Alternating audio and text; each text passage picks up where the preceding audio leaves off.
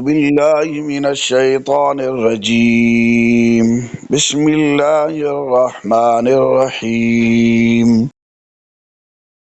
قال إنه يقول إنها بقرة لا ذلول تثير الأرض ولا تسقي الحرث مسلمة لا شية فيها. قالوا الآن جئت بالحق فذبحوها وما كادوا يفعلون. وإذ قتلتم نفسا فادارأتم فيها والله مخرج ما كنتم تكتمون.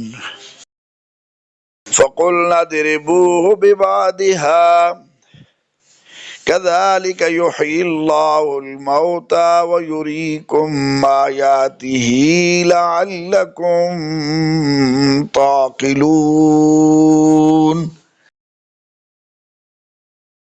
موسیٰ نے فرمایا، اللہ فرماتا ہے کہ یہ ایک ایسی گائے ہے جس سے یہ خدمت نہیں لی جاتی کہ وہ زمین میں ہل چلائے اور نہ وہ کھیتی کو پانی دیتی ہے، بلکہ بے عیب ہے، اس میں کوئی داغ نہیں۔ یہ سن کر انہوں نے کہا، اب آپ بالکل صحیح بات لائے ہیں۔ پھر انہوں نے اس گائے کو ذبح کیا، حالانکہ وہ ذبح کرتے معلوم نہ ہوتے تھے۔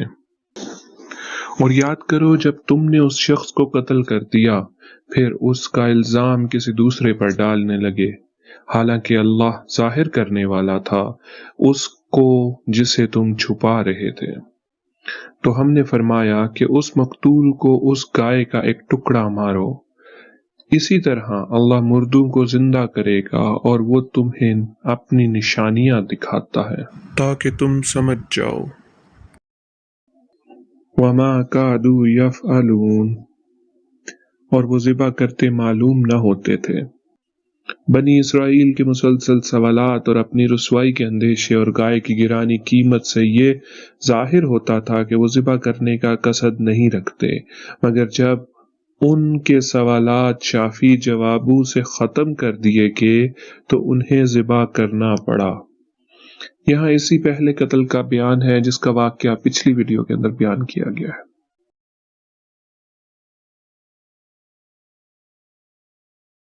فَقُلْنَا، اور ہم نے فرمایا، بنی اسرائیل نے گائے ذبح کر کے اس کے کسی عضو سے مردہ کو مارا، وہ بحکم الہی زندہ ہو گئی، اس کے حلق سے خون کا فوارہ جاری تھا۔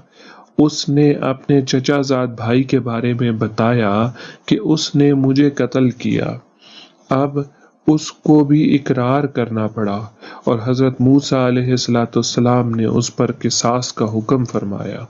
اس آیت مبارکہ میں اللہ تعالیٰ نے مردے کو زندہ کرنے کے اس واقعے سے قیامت کے دن اٹھائے جانے پر دلیل قائم کی ہے کہ تم سمجھ لو کہ جیسا اللہ تعالیٰ نے اس مردے کو زندہ کیا، اسی طرح وہ قیامت کے دن بھی مردوں کو زندہ فرمائے گا، کیونکہ وہ مردے زندہ کرنے پر قادر ہے، اور روز جزا مردوں کو زندہ کرنا اور حساب لینا حق ہے۔